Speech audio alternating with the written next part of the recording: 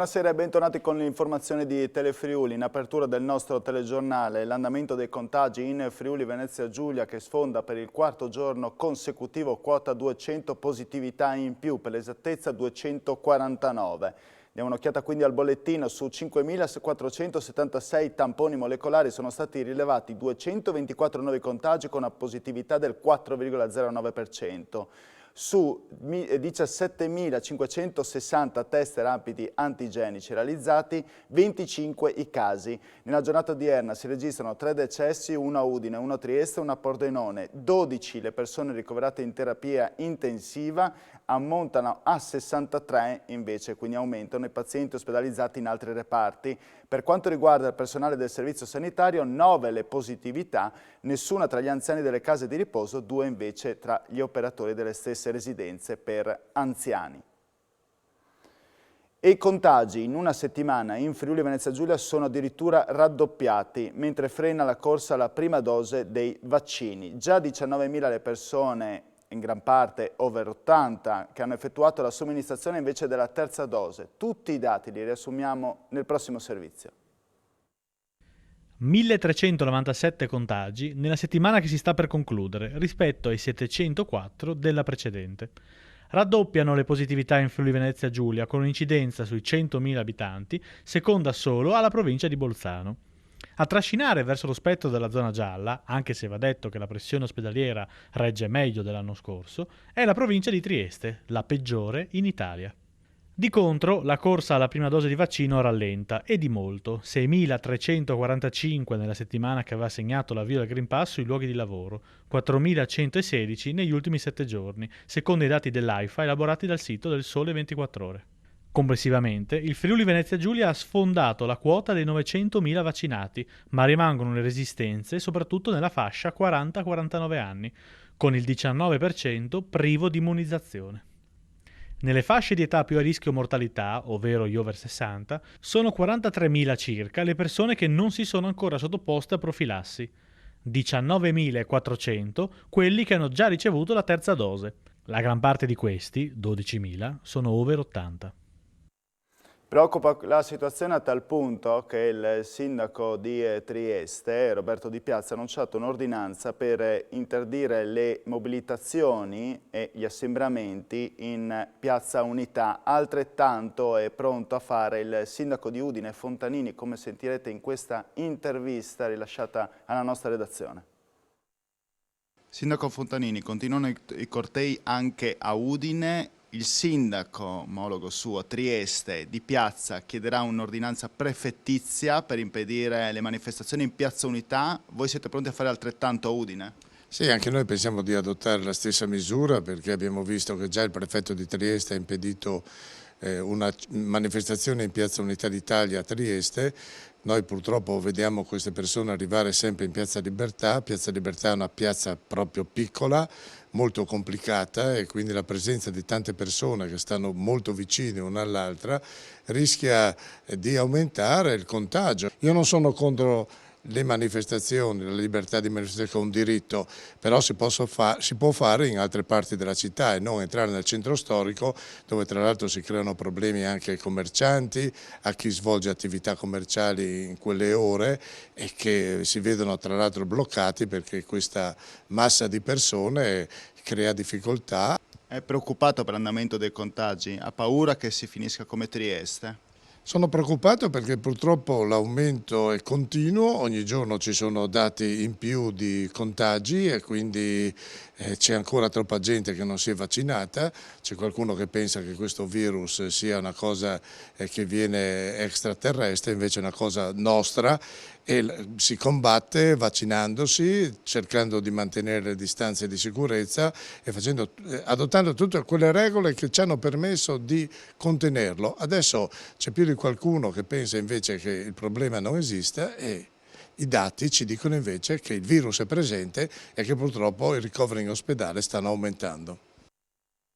E a questo proposito c'è una notizia dell'ultima ora: il Presidente della Regione, Massimiliano Fedriga, insieme al Vicepresidente Riccardi, ha convocato una conferenza stampa per lunedì 1 novembre alle ore 11, avente come tema il contenimento dei contagi da Covid-19. Probabilmente ci saranno delle novità, probabilmente anche delle restrizioni.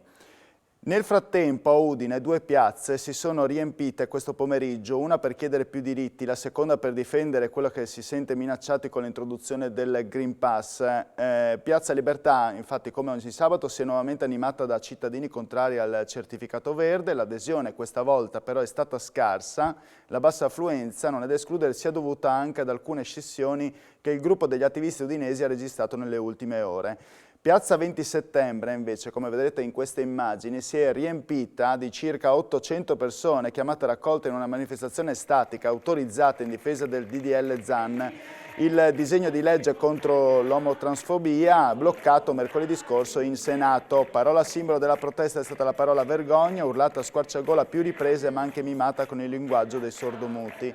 A organizzare la protesta gli attivisti e gli iscritti di diverse associazioni del territorio, tra cui Arcigay Friuli, Agedo Udine, l'Associazione Universitaria Iris e Famiglia Arcobaleno Friuli Venezia Giulia. Voltiamo pagina, passiamo alla cronaca. È caduta per circa 200 metri sotto gli occhi del marito, incidente mortale sull'altopiano del Montasio questa mattina, i dettagli nel servizio. È scivolata per circa 200 metri attraversando un canale di ghiaccio. Così, una 48enne di Mirano, in provincia di Venezia, è morta questa mattina sul Yof di Montasio, nelle Alpi Giulie. La donna, assieme al suo compagno, aveva dormito al bivacco Ueris, raggiunto venerdì sera dopo essere partiti dai piani del Montasio, mentre al mattino avevano deciso di proseguire lungo il sentiero attrezzato Ceria Merlone. Proprio poco dopo essere partiti, nell'attraversare un canale ghiacciato, è accaduto l'incidente. Il compagno ha riferito di essere andato avanti in perlustrazione e di aver deciso subito di tornare indietro, essendosi reso conto che l'itinerario era a tratti ghiacciato e con neve. Proprio poco dopo essersi girati per ripercorrere il canale a ritroso, la compagna, che era più indietro, è scivolata. L'uomo è riuscito a raggiungere la compagna, caduta, e ha chiamato i soccorsi. Sul posto l'elisoccorso regionale, la Guardia di Finanza e il soccorso alpino stazione di Cave dei Predil. Giunti sul posto, l'equipe tecnico-sanitario non ha potuto far altro che constatare il decesso. Voltiamo pagina, primo laureato di nazionalità afghana all'Università di Udine, ha 36 anni, un rifugiato politico e ha conseguito la laurea magistrale in ingegneria civile del Dipartimento Politecnico di Ingegneria e Architettura. Scopriamo chi è. È fuggito dalla dittatura dei talebani ed è arrivato a Udine nel 2017 dopo un lungo e duro viaggio attraversando i vari paesi, in parte a piedi e in parte in automobile, fino a giungere in Italia. Lui è Tawwab Ahmad Mushtaq e pochi giorni fa ha coronato il suo sogno, laurearsi in ingegneria civile a 36 anni. A proclamarlo il rettore dell'Università di Udine, Roberto Pinton. In virtù dei poteri conferitimi dalla legge e in qualità di magnifico rettore dell'Università di Udine, la proclamo dottore magistrale in ingegneria civile. Tawwab ha discusso una tesi sull'impiego dell'intelligenza artificiale per la progettazione avanzata delle infrastrutture stradali che ha avuto per relatore Nicola Baldo. In Afghanistan ha fatto il regolare corso di studi superiori per poi conseguire la laurea triennale in ingegneria civile al Politecnico di Kabul, il tutto prima della terribile fuga dagli accidi. Il mio modo di vivere è cambiato da quando sono venuto in Italia, così si racconta Tawwab.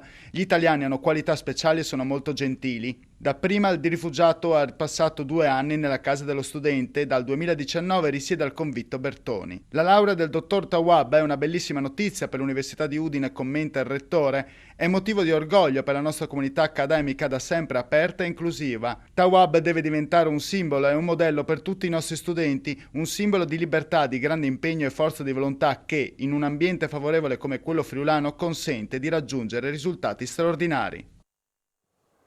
Inaugurata oggi Trieste Antiqua al Museo degli Incanti, evento che racchiude nel Salone degli Incanti il mondo dell'antiquariato del Friuli Venezia Giulia. Ci dice tutto Andrea Pierini.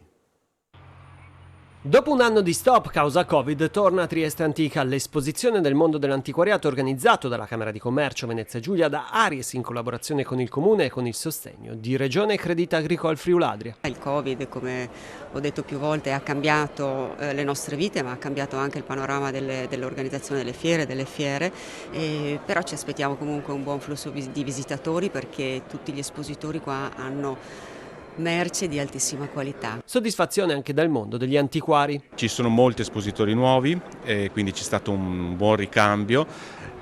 Sono convinto che gli appassionati potranno trovare veramente oggetti mobili, gioielli, tappeti, arazzi e oggettistica delle più disparate epoche e prezzi poi per tutte le tasche. L'iniziativa rientra nella promozione turistica del Friuli Venezia Giulia. Stiamo ritornando alla normalità, arriveranno migliaia di persone e poi una mostra così è di un livello veramente, devo ringraziare gli espositori. E rifare Trieste Antiqua non solo è una sfida ma è anche una promessa che si mantiene.